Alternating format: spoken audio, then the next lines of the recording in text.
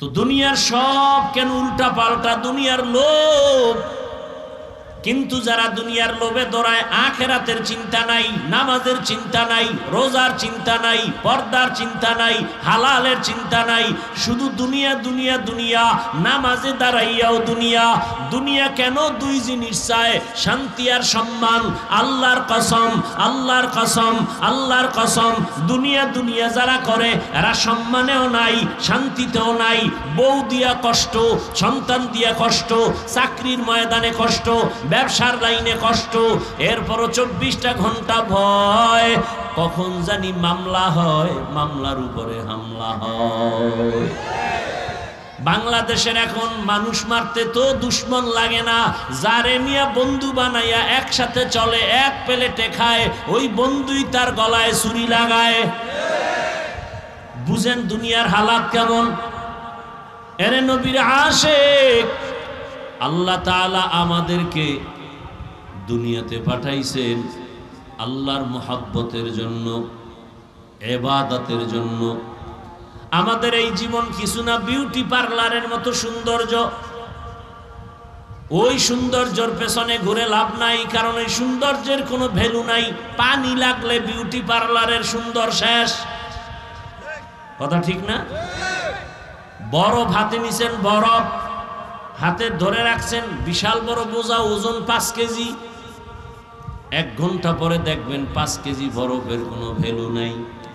দুনিয়াটা মনে করেন অনেক বিশাল, বরফের মতো চোখের সামনে, হঠাৎ দেখবেন এই আছে এই নাই। কেউ বলেন তোমার দুনিয়াটা স্বপ্নের মতো, বলে কেমন? আল্লাহ পাক রব্বুল আলামিন দুনিয়াটাকে স্বপ্নের সাথে তুলনা দিলেন।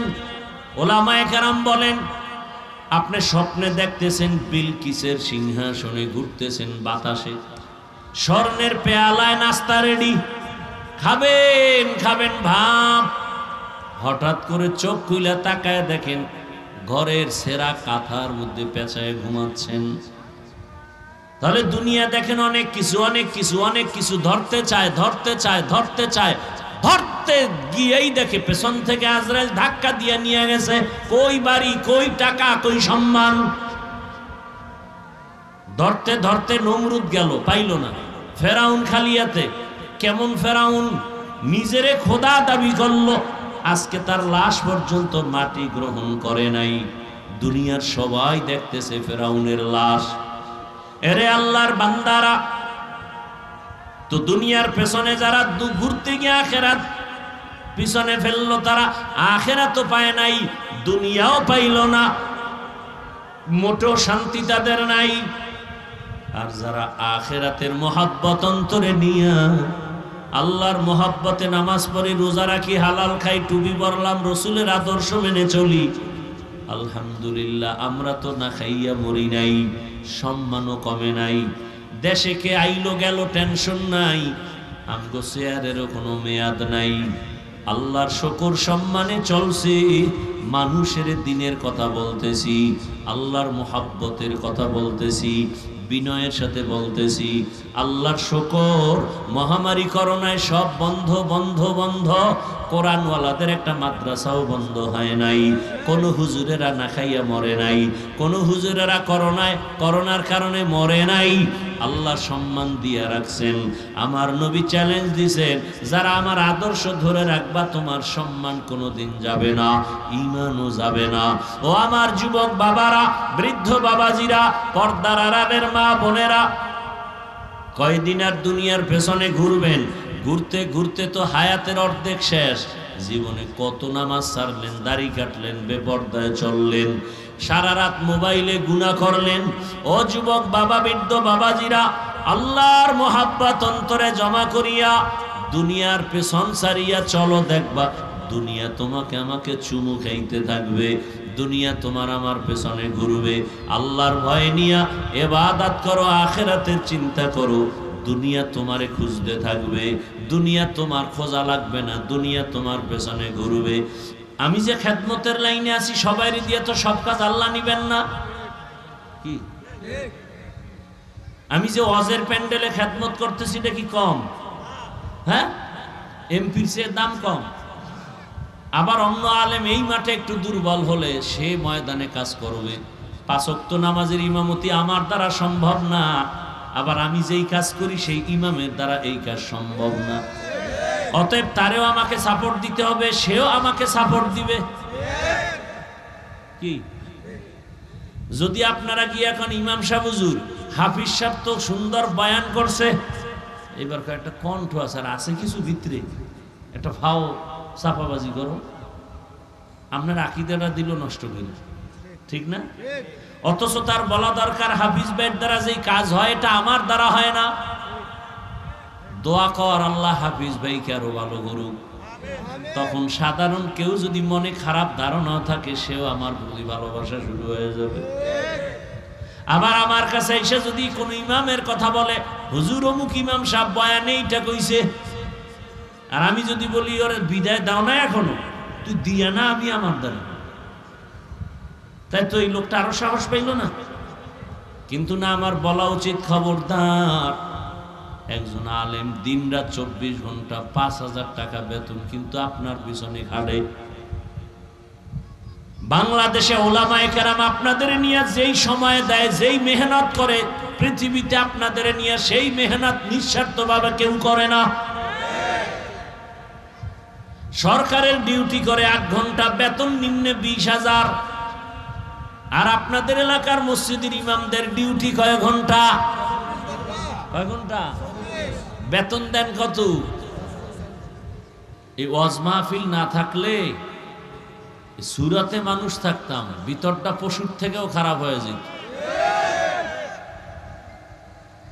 ওয়াজ কইরা যাইতে না যাইতে বিড়ি ধুম টানতেছে।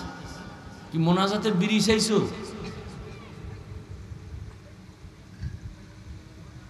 অজে আইছে, প্লাস্টিকের মাছ কিনছে, বেলুন কিনছে, বাড়ি যায় কান্দের মধ্যে ঝুলাইয়া। বউ জিগাইলে কইব মোনাজাত এটা কবুল হয়ে গেছে, এজন্য বেলুন লই আইছে। হাসেন আপনারা? লজ্জা শরম না থাকলে যা হওয়ার তাই হয়।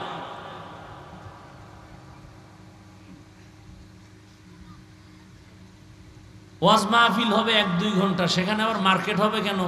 আবার সেই মার্কেটে মেয়ে ছেলে একসাথে ঘুরবে কেন? তো এটা বেহেশতের বাগান, ওটা জাহান্নামের টুকরা। হাওয়া খারাপ না, এটা একটা ইমানের পরীক্ষা চলতেছে। অজে আসছো, জাহান্নামের টুকরাও আছে, বেহেশতের টুকরাও আছে, ডুববি কই? এখানে একটা পরীক্ষা চলতেছে। দেখেন না, মুসলমান দুনিয়াই তো পরীক্ষা। বাইতুল্লাহর মতো জায়গা, যে বাইতুল্লাহর দিকে তাকাইলেই সওয়াব, তাকাইলেই সওয়াব, তাকাইলেই সওয়াব, সেই বাইতুল্লাহ তাওয়াফ করা অবস্থায় তাকানো যাবে না, পরীক্ষা। তাওয়াফ অবস্থায় তাকানো যাবে না। আবার দেখেননি কেমন পরীক্ষা? আমি পিসাব, আমি মাওলানা, আমি মুফতি, আমি মুহাদ্দিস, আমি শাইখুল হাদিস, আমারও যেই হালাত, যেই সুরত, রিকশার ড্রাইভারেরও একই না নাকি? আমি টুপি লই। এবার দেখেন কারবার কি? ডাইনে মহিলা, বামে মহিলা, সামনে মহিলা, পেছনে মহিলা। মহিলারা অনেকে বোঝে না, মুখ খোলা রাখে, বলে চেহারার মধ্যে কোনো মহিলাদের কাপড় লাগানো যাবে না। তার মানে এটা না যে ভিন পুরুষকে চেহারা দেখাও, এটা কবিরা গুনাহ। এরপর কেমন মহিলা, গায়ের সাথে ধাক্কা লাগতেছে, ওদিকে আমি আল্লাহর ঘরের সামনে দাঁড়ানো। কি কঠিন পরীক্ষা, চিন্তা করেন তো। ডানে বামে সামনে পেছনে নারী, মুখ খোলা, সেও আল্লাহর ঘর সামনে নিয়ে তওয়াব করে, আমিও করি। এদিকে পিছনে ধাক্কা লাগছে মহিলা, বামে লাগতেছে, ডানে সামনে চলতেছে, তাওয়াফ চলতেছে, ওদিকে আল্লাহর ঘর সামনে। এই পরীক্ষায় পাস মানে বিনা হিসাবে সে জান্নাতি। তাহলে এটাও একটা পরীক্ষা। বেহেশতের বাগান, জাহান্নামের টুকরা। ওখানে নারী আছে, যুবক আছে, যুবতী আছে, খাওন আছে, আর বয়ানও ফাও শুনতে পারবে, মাইক লাগানো আছে। এবার তুমি ওখানে যাবা না এখানে বসবা, পরীক্ষা চলছে। আমার কথা কি অযৌক্তিক? অজ উপলক্ষে দোকানের দরকার কি? কিন্তু গিয়া দেখেন অনেক জায়গায় এর থেকে সেখানে লোক বেশি। আল্লাহ হেদায়েত দান করুন। বয়ানি শুরু করতে পারি নাই, আপনাদের অন্তর ঠিক করার, মনোযোগ ঠিক করার কথাগুলো বলতে গিয়ে এখন বয়ানি শুরু হয় না।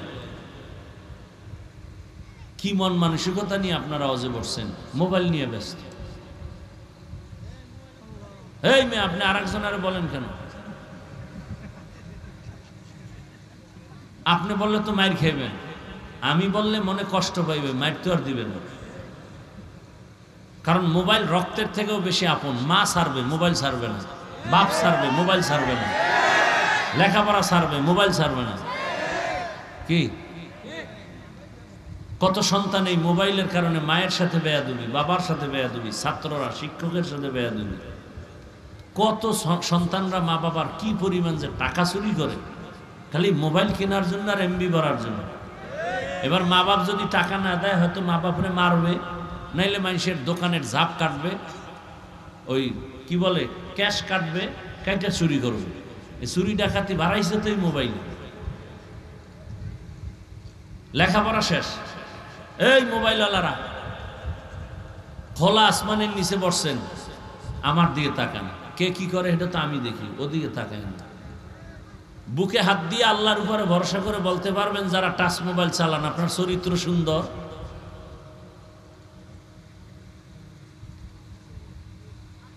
রাগ করেন না, এই কথা আমরা না বললে কে বলবে আপনাদেরকে? বলে আমার কথা যে সব হেদায়েত হবে গ্যারান্টি আছে? নবীজির কথায় হেদায়েত হয় না? আবু জাহিল না, আমি কে? আমি তো অমানুষ, আমি তো মানুষ হতে পারি নাই। স্বয়ং রসুল মানুষ গড়ার কারিগর, যে রসুলকে এক নজর দেখলে জাহান্নাম হারাম, যে রসুলকে একবার তাকায় দেখলেই পেটের ক্ষুধা থাকে না, যেই রসুলের সামনে গেলে ঘাম থেকে মেশকের ঘ্রাণ, যেই রসুলের শরীর মোবারকে মশাবাসি পড়ে না হারাম, যেই রসুল কদম দিলেই সেই মাটির থেকে মেশকের ঘ্রাণ, যেই রসুল হায়াতে কোনোদিন মিথ্যা বলেননি, গালি দেননি, তার বয়ান 13 বছর শুনে যেই বেঈমানের বাচ্চা কালেমা পড়ে না, সেই বেঈমানের ধারায় চলনেওয়ালারা। আমি হাফিজুর রহমানের বয়ানে হেদায়েত হবে এত সোজা? আমি নিজেই তো হেদায়েতে নাই, আপনি কি হেদায়েত হবেন? ওয়াজ করি মজার, কিন্তু আমার চরিত্র তো ভালো না। আমি তো নামাজ ঠিক মতো পড়ি না, রোজা ঠিক মতো রাখি না, পর্দা ঠিক মতো করি না। সব বাদ দেন, বউয়ের হক আদায় করি কিনা, সন্তানের হক আদায় করি কিনা, মা বাবার হক আদায় করি কিনা, ভাইয়ের হক আদায় করি কিনা। এটি তো বান্দার হক। আল্লাহর হক নামাজ, আল্লাহর হক রোজা, আল্লাহর হক জিকির, আল্লাহর হক তেলাওয়াত। ত্রুটি আছে, আল্লাহকে মাফ করে দেব। বান্দার হক নষ্ট করবি, বান্দা ক্ষমা না দিলে আমার কাছে ক্ষমা নেই। মায়ের হক নষ্ট করছো, বাবার হক নষ্ট করো, মা বাবা ক্ষমা না দিলে ক্ষমা নাই। শিক্ষকের সাথে গাদ্দারি করেছো, শিক্ষক কষ্ট পেয়েছে, শিক্ষক ক্ষমা না দিলে আল্লাহর আদালতে ক্ষমা নাই। স্ত্রীর হক নষ্ট করেছো, স্ত্রী ক্ষমা না দিলে আল্লাহর কাছে ক্ষমা নাই। স্বামী নামের কলঙ্ক, যারা স্ত্রী তোমার মোবাইলের পাসওয়ার্ড নাম্বার জানে না, এই নিমক হারাম, স্বামী নামের কলঙ্ক। তোমার মোবাইলের পাসওয়ার্ড স্ত্রী জানবে না কেন? আর কোনো দলিল নেই, এই দলিল তুই খারাপ, তোর চরিত্র খারাপ। কি আপনারা আমাকে সাপোর্ট দেন? সত্য কথা কি স্বামীর পাসওয়ার্ড মোবাইলের স্ত্রী জানতে পারে না? না, ওর থেকে যদি স্ত্রী না জানে, বুঝতে হবে ওর থেকে আর একটা আপন কেউ আছে। স্ত্রী জানবে না কেন? এবার আমগো আম্মা জানেরাও যদি এমন করে যে স্বামী তার পাসওয়ার্ড জানে না, তাহলে বুঝতে হবে আম্মা জানের ভেতরেও ঝামেলা আছে। কি রাগ করতেছেন না? আমি মরে যাব আর এই কথা এই জমিনে কেউ বলবে না, তবে আমি মরে গেলে আমি আপনাদের দোয়া পাবো ইনশাআল্লাহ।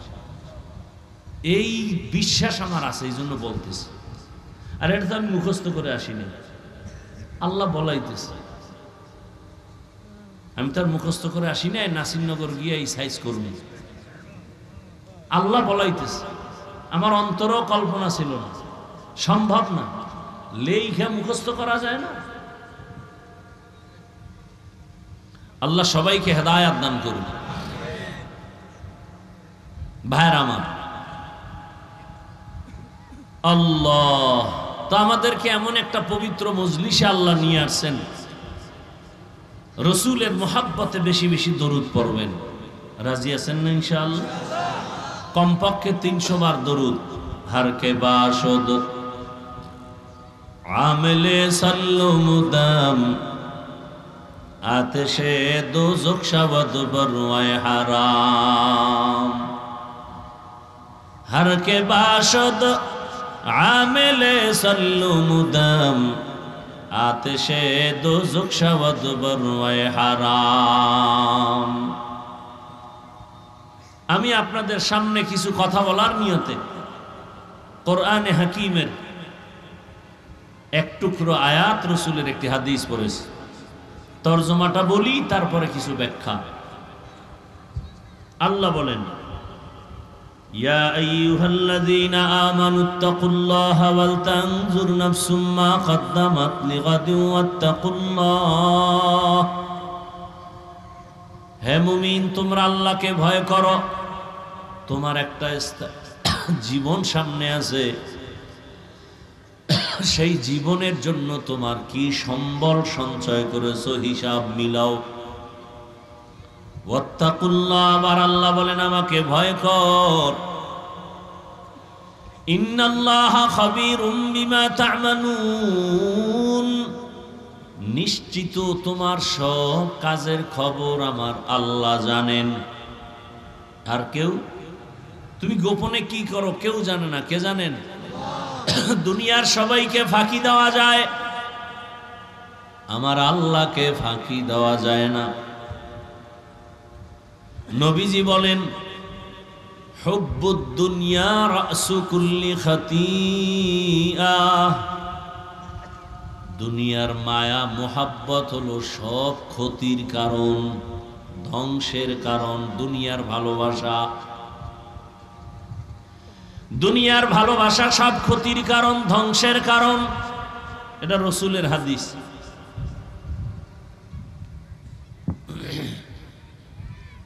আপনি আমি ধ্বংস হইলাম কেন? আপনার আমার ধ্বংসের পেছনে একমাত্র কারণ দুনিয়ার মোহাব্বত। কিসের মোহাব্বত? দুনিয়ার মোহাব্বত। এই দুনিয়ার ভালোবাসা, মোহাব্বত, লোভ 3 প্রকার। কয় প্রকার? সম্মানের চেয়ারের লোভ, সম্মানের চেয়ারের লোভ। দ্বিতীয় হলো সম্পদের লোভ। তৃতীয় হলো যৌবনের লোভ। এই 3 লোভে ভইরা আমি হুজুরও শেষ, আপনিও শেষ। যত হুজুর দেখেন, আউলা জাউলা যদি দেখেন, বুঝবেন এই 3টার কোনো একটায় গ্রেফতার হয়ে গেছে। হয়তো সম্মানের চেয়ারের লোভে ধরছে, না হয় গোপনে টাকা পয়সার বস্তার লোভে ধরছে, না হয় যৌবনের লালসায় পড়ছে। এই লোভে পইরা ঈমানও যায়, আমলও যায়, ইজ্জতও যায়। কোটিপতি ভালো মানুষ হঠাৎ দেখেন উল্টা পাল্টা। বিষয় কি? এই 3 লোভের কোনো একটা আটকায় গেছে। সম্মানের চেয়ারের লোভে ফেরাউন শেষ, সম্পদের লোভে পড়িয়া কারুন শেষ, যৌবনের লোভে পড়িয়া আমগো দেশের তাসলিমা নাসরিন শেষ। অন্যের বেলায় মাকরু, নিজের বেলায় কুরু না। তাসলিমার কথা কইছি ঠিক আছে, এবার আমনেরে ধরেন। এখন আর আওয়াজ নেই। আপনি ঠিকমতো কর্মচারীর বেতন দেননি, এবার আমার কর্মচারী নেই। বুদ্ধি কি? প্রশ্ন করার আগে উত্তর। আপনি যার কাজ করেন তার ডিউটি সেকেন্ড মিলায়া করেন না, 1 ঘন্টা পরে যান। এবার আটকে গেছেন, কই যাবেন? কর্মচারী টাইম মতো কাজ করবে, ঘাম ঝরার আগে বেতন দাও। এবার আপনি নিজেই চাকরি করেন, ব্যবসা করেন, আপনার ডিউটি কয় ঘন্টা আপনি করবেন, কন্ট্রাক্ট 1 ঘন্টা আপনি করেন নাই ছুটি ছাড়া, ওই 1 ঘন্টার বেতন খাওয়া আপনার জন্য কুকুরের পায়খানা খাওয়ার সমান হারাম। এখন না ঠিক নেই, দেখছেন? এখন না ঠিক নেই, নিজের গায়ে পড়ছে না, এখন না ঠিকের আওয়াজ নেই। এ যারা সরকারি চাকরি করেন 8 ঘন্টার 5 মিনিট পরে গেছেন, 5 মিনিটের বেতন হারাম। আবার গেছেন টাইম মতো, গিয়া ডিউটি না কইরা হ্যাঁ তো লেডিস আর জন্ডিস হোমানে এক জায়গায় গল্প করে কাটাইছেন, যতটুকু ডিউটি ততটুকু করেন নাই, 1 মিনিট করেন নাই, 5 মিনিট করেন নাই, 1 ঘন্টা করেন নাই, বেতন হারাম। এই জন্য তো আপনার মাইয়া ভোলার পাও বাঁকা, কিডনি সমস্যা, একের পর এক বিপদ, দোকানে ডাকাতি, ঘরে চুরি। আকাম হবে কেন? আপনি আকাম করতেছেন তো হবে না।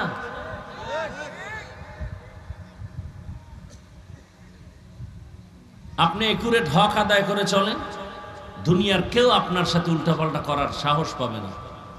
সঠিক পথে চলেন।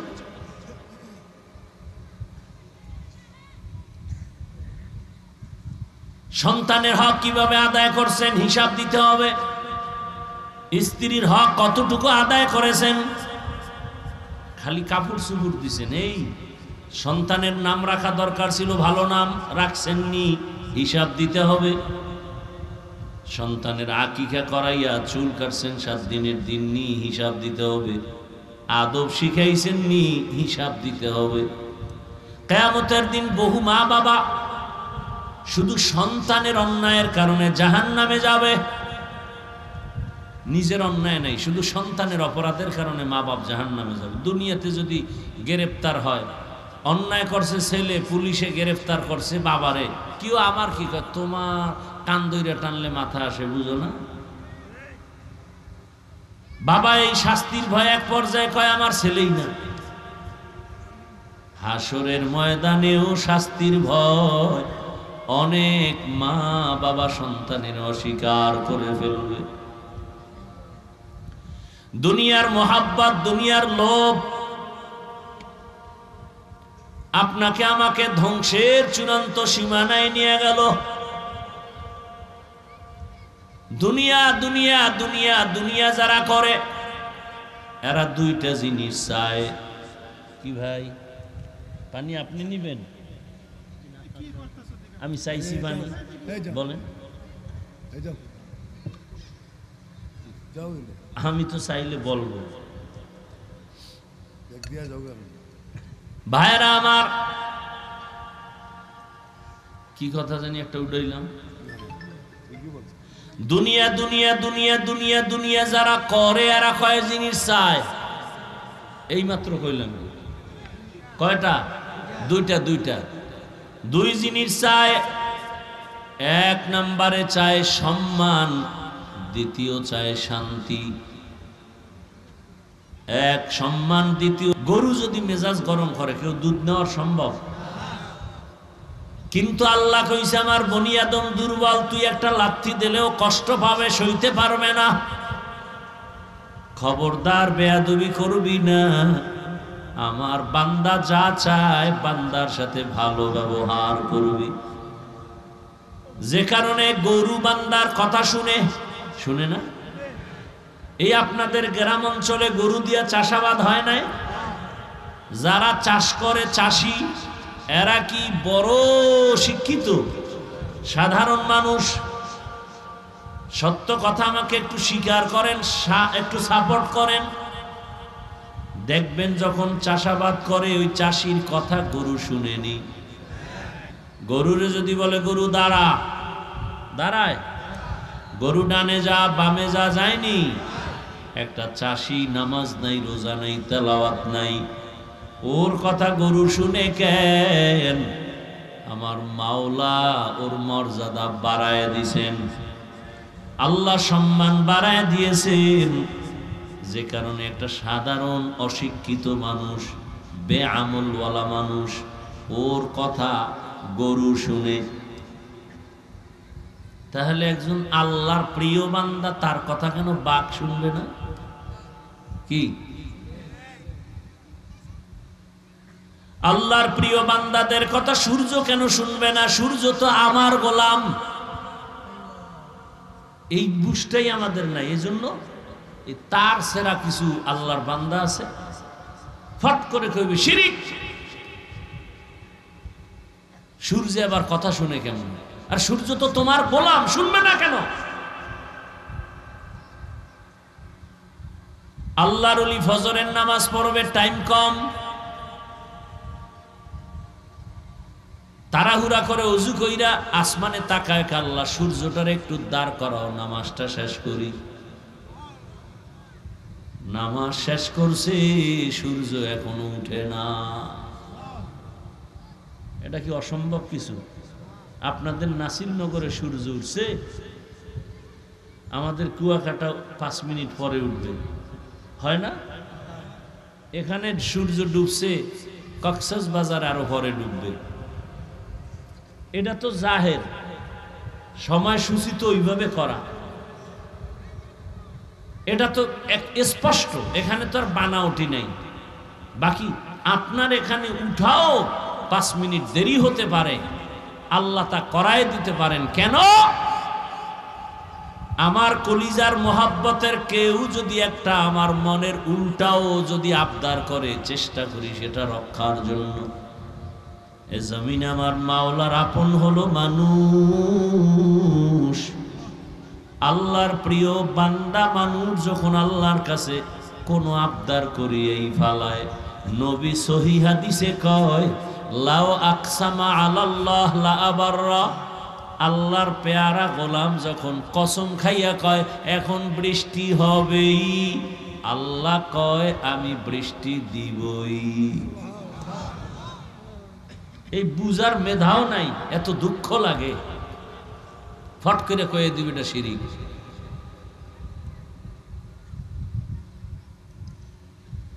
আল্লাহর কি ছেলে মেয়ে আছে নাকি? স্ত্রী, বাপ মা? তাহলে আল্লাহর কাছে সব থেকে আপন কারা? পিপিলিকা, বাঘ, ভল্লুক, জিন, ফেরেশতা? আল্লাহর খুব কাছের মোহাব্বতের ভালোবাসার কারা? ভালোবাসার মানুষের জন্য আল্লাহ সব করেছেন। সূর্য আমার জন্য গোলাম বানিয়ে দিয়েছেন, চন্দ্র আমার গোলাম, বাতাস আমার গোলাম, পানি আমার গোলাম, সব মখলুক আমার গোলাম। এত কিছু আল্লাহ আমাকে দিয়েছেন, সে আল্লাহর হুকুম মাইনে যদি একটা আবদার করি, আল্লাহ দিবেন না? বিরোধিতা কেন? উজানির জমিনে ঘুমন্ত ওলিয়ে কামেল, উজানির জমিনে ঘুমন্ত যাকে কারি সাহেব বলে, কিন্তু বড় একজন আলেম, প্রসিদ্ধতা লাভ করছে কারি ইব্রাহিম। তিনি নোয়াখালীর সন্তান, বাবায় টাকার বালিশ বানায় ঘুমায়, তিনি সব ফালায় চলে গেছেন কোরআন হাদিসের এলেম শিখতে। ঘটনা অনেক বড়। রশিদ আহমদ গঙ্গুহি রহমতুল্লাহ আলাইহির খেলাফত পেয়ে আসলেন। চাঁদপুর জেলার উজানি গ্রামে গেলেন, কচুয়া থানা। ওখানে গিয়া হিন্দুদের মালিকানায় বিশাল বড় জমিন, বাগান, জঙ্গল খরিদ করলেন।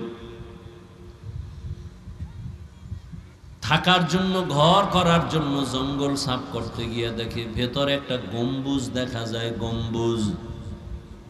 গম্বুজটা এখনো আছে।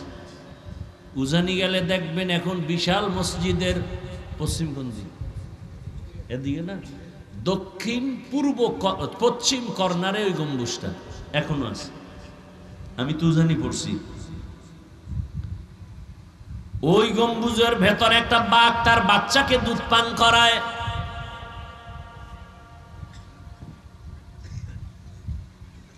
আল্লাহর ওলি বললেন, হে বাঘ, আমরা বনি আদম এখানে থাকবো, তুই তোর গন্তব্যে চলে যা। বলতে দেরি, কুমিল্লা জেলার একটা থানা আছে লালমাই, লালমাই থানার মধ্যে আছে একটা পাহাড়, লালমাই পাহাড়। বলা মাত্র বাঘ ওই বাচ্চা নিয়ে লালমাই পাহাড়ে চলে গেছে। এটা কেমনে সম্ভব? অসম্ভবের কি আছে বলেন তো? আপনি বেনামাজির কথা গরু শুনলে কারি ইব্রাহিমের কথা বাঘ শুনবে না কেন?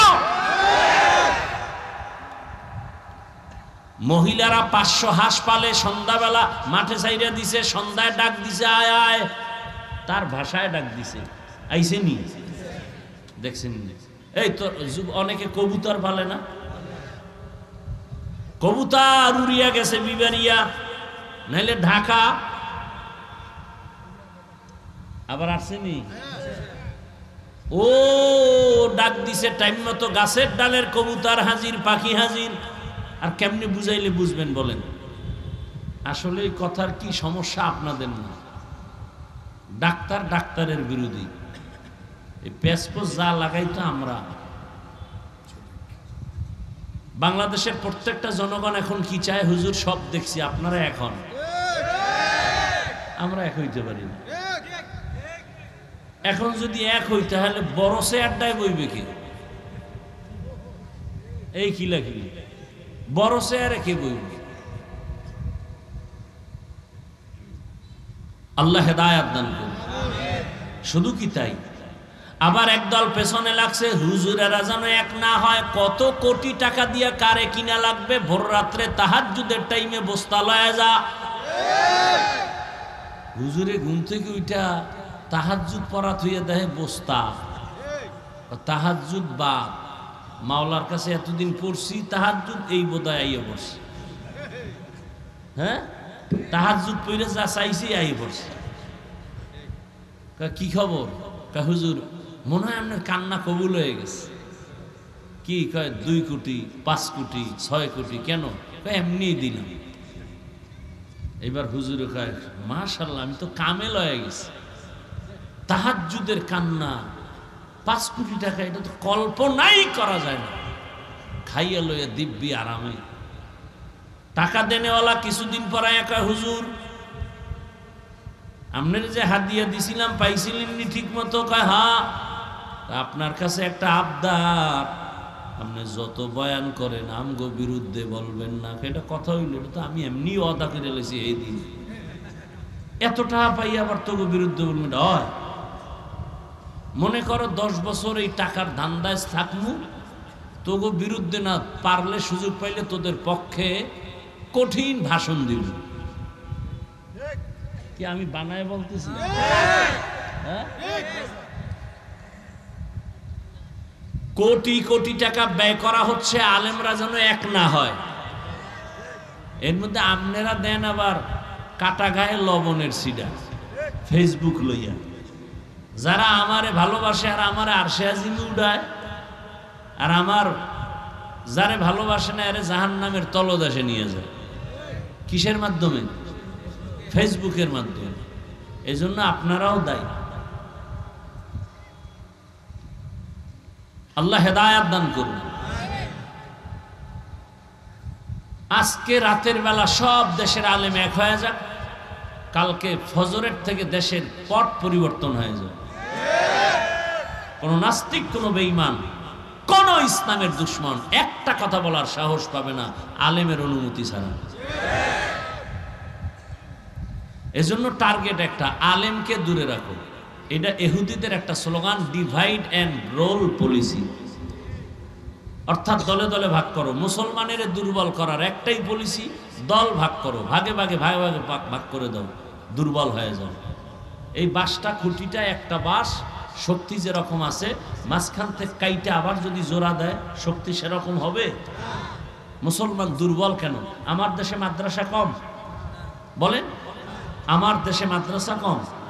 বিবারিয়া বলে আলেম ওলামার দেশ, ঠিক না? তাহলে মাদ্রাসা বেশি, পীর মুরিদি, মসজিদ, ওয়াজ মাহফিল, আলেম ওলামা। এরপর আমরা দুর্বল কেন? একমাত্র কারণ একতাবদ্ধতা নেই। আমার একজনে কানে কানে একা হুজুর, কয়েকদিন আগে এক হুজুরে আপনার এখানে বাস দিছে আমার গরম বানাই। আমি উইঠা দিলাম তারে, শুধু বাস না তাল গাছ। এইবার আমার বিরুদ্ধে আর এক হুজুরের কইছে, হুজুর হাফিজুর রহমান সাহেব তো আপনার তাল গাছ দিছে। কথা আমি রড দিব, রড হাইছেন না। কি কারবার চলে না চলে না? আরে হুজুরগো কাছে যারা আদান প্রদান করে বাংলা এদেরকে বলে চগলখোর, আর কোরআনের ভাষায় বলে এটা আরো কঠিন ভাষা, মুনাফিক। তাহলে আপনাদের দোষ আছে না নাই? এই যে আমার এই ফার্ম দিলেন, আর একজনের বিরুদ্ধে বললেন, এই ক্ষতিটা তো কইরে ফেলাইলেন একটা কথা দিয়ে। আর এক আলেমের বিপক্ষে আমার পক্ষে আইয়া খুব ভালো সাজলেন, আর আমিও পামে ফুইলে একজনের তিনজন হয়ে গেছি। আল্লাহ হেদায়াত দান করুন।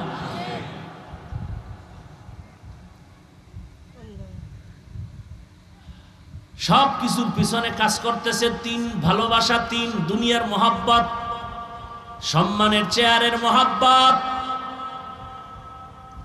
আরে আমারে কি বলবো, একজনে কয় সবাই নির্বাচনে যাইতে চায়, আর আপনার হা দে আপনি নেন না, আপনার চাইরো দিক দিয়ে ধরছে আমার, আমি কিছু মরলেও জানো।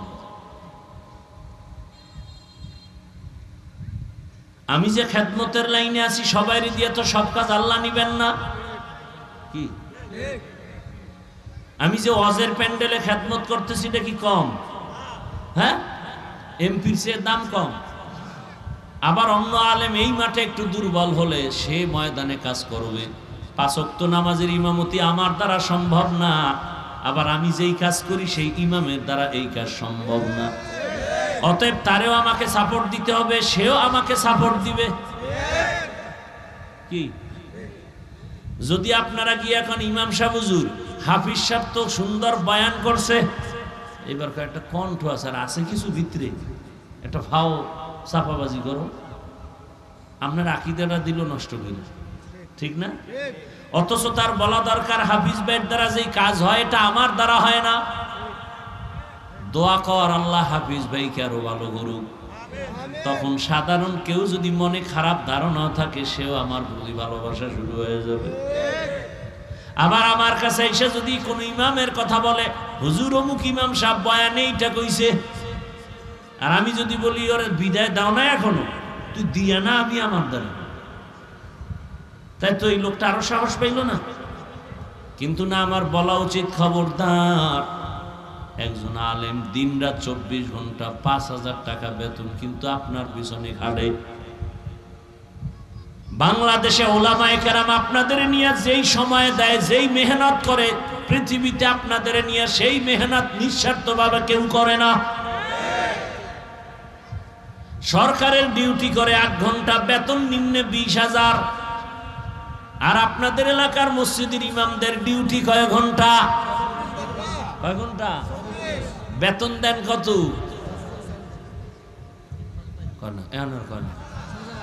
তাও কি মাসে মাসে?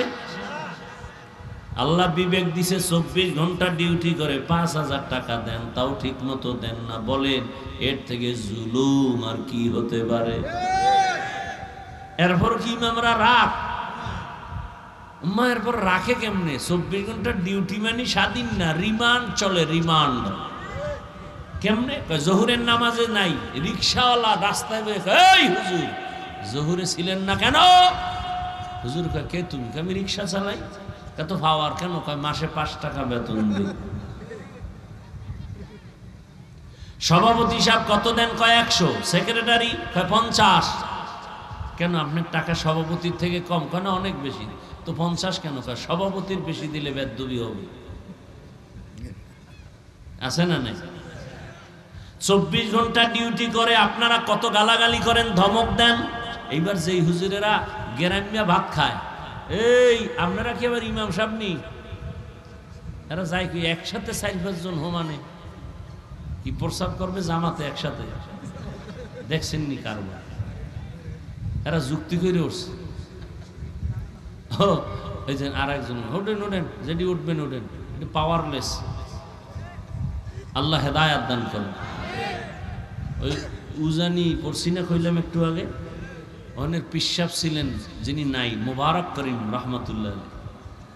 তো সে কোথাও গেলে যাইতেন না বেশি ওয়াজের মাহফিলে, গেলেও মাগরিব পড়ে বয়ান করে চলে যাইতেন।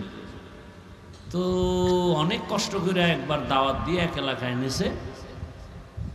আল্লাহর ওলি মানুষ তো, এই জামা পড়তো কখনোই আমরা ইস্ত্রি করি না, হুজুরে কোনোদিন করে নাই মৃত্যু পর্যন্ত। জামা ভাস হইতে তো উপর পর্যন্ত উঠে যেত। বয়ানে বইয়া শুরু করছে, এর মধ্যে বুড়া একটা উঠে যায়। হুজুর ওই যায় কই, হুজুরে মাইক সারা রেখে আমিও গেলাম, উল্টা হাঁটা। ও থাকবে না আমি থাকবো কেন, ওর জরুরত আছে আমারও জরুরত আছে। হুজুর হাঁটা শুরু করলেন, কমিটির লোক যায় দৌড়ে পাওটাও ধরিয়া হুজুর মাপছে কেনা অরে আন হেলে আমিও আমি এই বুড়া কই গেছে কই গেলাম।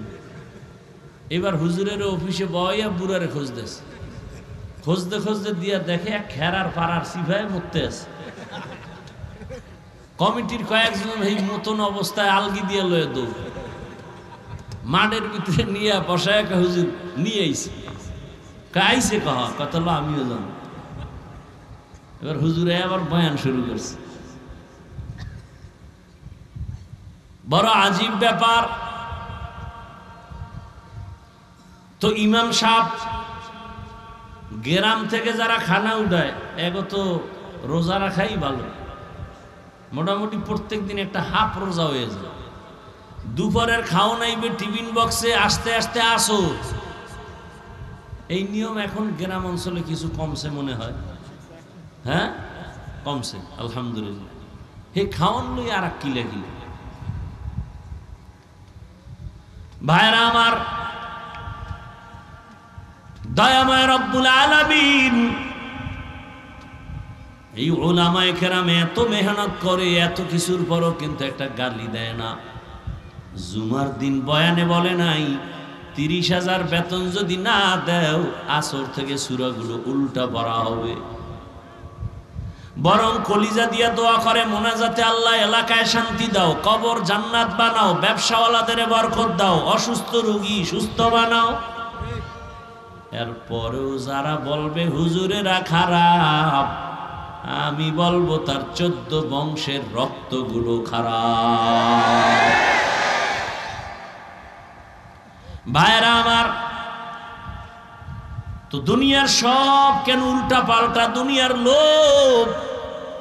কিন্তু যারা দুনিয়ার লোভে দৌড়ায়, আখেরাতের চিন্তা নাই, নামাজের চিন্তা নাই, রোজার চিন্তা নাই, পর্দার চিন্তা নাই, হালালের চিন্তা নাই, শুধু দুনিয়া দুনিয়া দুনিয়া, নামাজে দাঁড়াইয়াও দুনিয়া। দুনিয়া কেন দুই জিনিস চায়, শান্তি আর সম্মান। আল্লাহর কসম, আল্লাহর কসম, আল্লাহর কসম, দুনিয়া দুনিয়া যারা করে এরা সম্মানেও নাই, শান্তিতেও নাই। বউ দিয়া কষ্ট, সন্তান দিয়া কষ্ট, চাকরির ময়দানে কষ্ট, ব্যবসার লাইনে কষ্ট, এরপরও 24টা ঘন্টা ভয়, কখন জানি মামলা হয়, মামলার উপরে হামলা হয়। বাংলাদেশের এখন মানুষ মারতে তো দুশ্মন লাগে না, যারে নিয়ে বন্ধু বানাইয়া একসাথে চলে, এক প্লেটে খায়, ওই বন্ধুই তার গলায় ছুরি লাগায়। সোনার বাংলায় মানুষ মারতে দুশ্মন লাগে। তুমি যারে আপন মানাইছো সেই তোমারে মেরে ফেলবে যেদিন ভাগে কম পড়বে। সত্য কথা আপনারা স্বীকার করেন না কেন? আমি কি বানায় বলতেছি? কেউ যদি একটু ভালো চলতে চায়, 17 জনে এক হইছে ওর কারণে আকাম করতে পারি না, ওটার মাইনাস করে কি ঠিক নেই? বুঝেন দুনিয়ার হালাত কেমন। এরে নবীর আশিক, আল্লাহ তাআলা আমাদেরকে দুনিয়াতে পাঠাইছেন আল্লাহর মুহাব্বতের জন্য, ইবাদতের জন্য। আমাদের এই জীবন কিছু না বিউটি পার্লারের মতো সৌন্দর্য। ওই সৌন্দর্যের পেছনে ঘুরে লাভ নাই, কারণ এই সৌন্দর্যের কোনো ভ্যালু নাই। পানি লাগলে বিউটি পার্লারের সুন্দর শেষ। কথা ঠিক না? বরফ হাতে নিছেন, বরফ হাতে ধরে রাখছেন, বিশাল বড় বোঝা, ওজন 5 কেজি। 1 ঘন্টা পরে দেখবেন 5 কেজি বরফের কোনো ভ্যালু নাই। দুনিয়াটা মনে করেন অনেক বিশাল, বরফের মতো চোখের সামনে, হঠাৎ দেখবেন এই আছে এই নাই। কেউ বলেন তোমার দুনিয়াটা স্বপ্নের মতো, বলে কেমন? এখানে আজান হবে, নামাজ হবে, আমার পরে অস করবে কেউ? হ্যাঁ, আমার পরে অস করবে? তাহলে এখানে আজান হবে, নামাজ হবে, কোনো টেনশন নেই। এখানের আজানের জবাব দিবেন, অন্য আজানের জবাব দেওয়া আপনাদের জন্য জরুরি না। কোরআন হাদিস পড়ছি আমরা, ভুল ধরেন আপনারা না। আল্লাহ হেদায়েত দান করুন। কি কথা বলতেছিলাম?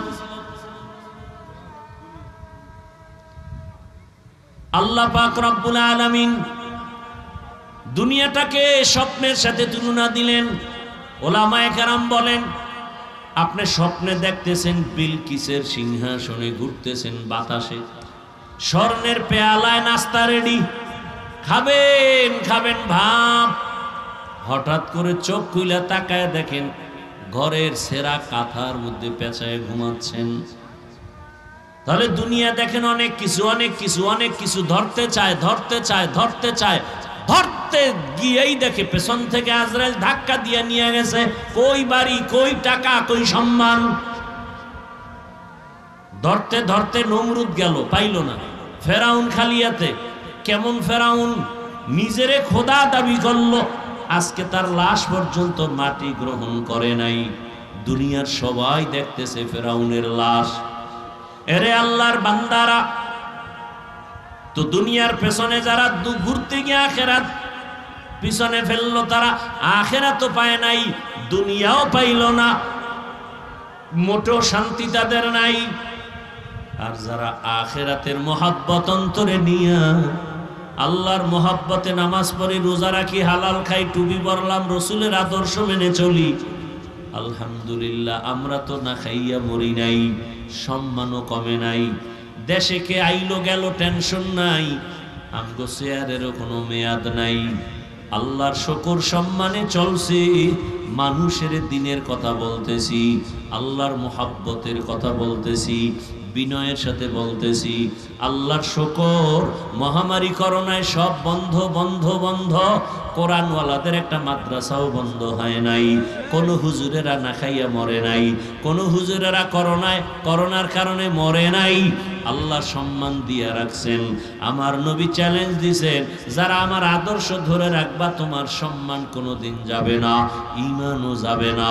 ও আমার যুবক বাবারা, বৃদ্ধ বাবাজিরা, পর্দার আড়ালের মা বোনেরা, কয়দিন আর দুনিয়ার পেছনে ঘুরবেন? ঘুরতে ঘুরতে তো হায়াতের অর্ধেক শেষ। জীবনে কত নামাজ ছাড়লেন, দাড়ি কাটলেন, বেপর্দায় চললেন, সারা রাত মোবাইলে গুনাহ করলেন।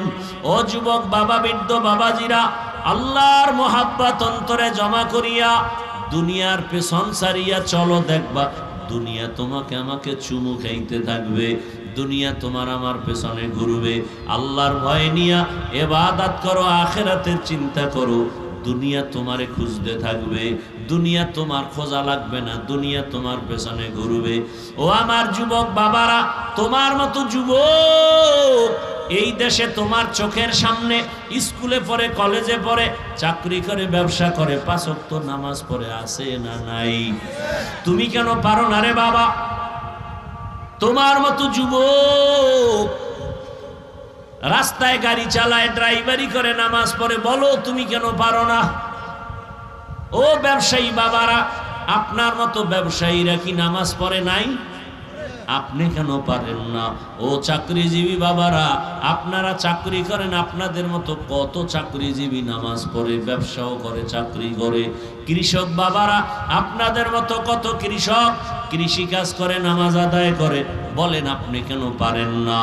ও আমার চাকরিজীবী বাবারা, ও পর্দার আড়ালের মা বোনেরা, আপনার মতো কত মা কত বোন এই এলাকায় এখনো খুঁজিয়া দেখেন, নামাজ ছাড়ে না, বেপর্দায় চলে না, স্বামীর মাল খেয়ানত করে না, মোবাইলে সময় নষ্ট করে না।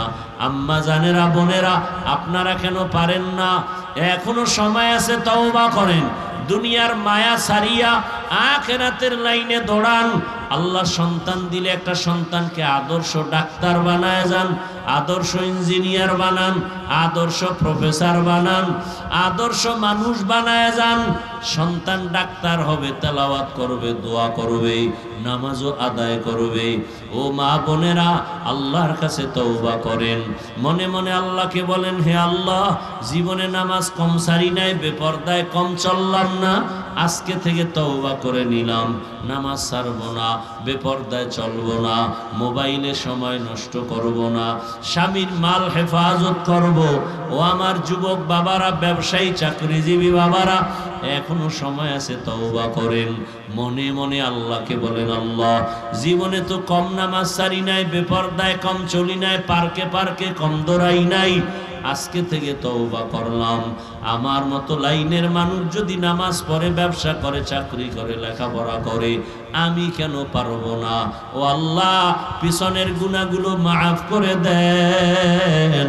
আজকে থেকে তওবা করলাম, আর দাড়ি কাটবো না, নামাজ ছাড়বো না, আর বেপরদায় চলবো না, মা বাবার দোয়া নিয়ে চলবো, শিক্ষকের দোয়া নিয়ে চলবো, মুরব্বী উলামায়ে কেরামের পরামর্শ নিয়া নবীজির সুন্নাত অনুযায়ী চলবো।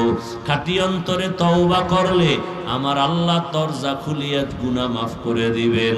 ও আল্লাহর বান্দারা, ও মা বোনেরা, বৃদ্ধ বাবাজিরা, যুবক বাবারা, আল্লাহর কাছে তওবা করো। ও আল্লাহ, আমাদের সবাইকে তওবাওয়ালা জীবন দান করেন, আমাদের সবাইকে গুনাহমুক্ত জীবন দান করেন, আমিন।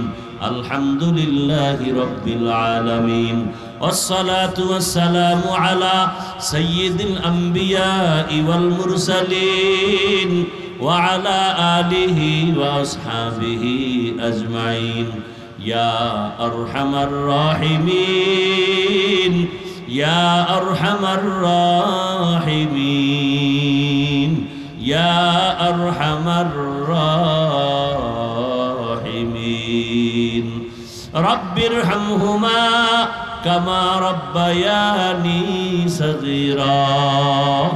আল্লাহুম্মা ইন্নাকা আফুন কারীম তুহিব্বুল আফওয়া ফা'ফু আন্না।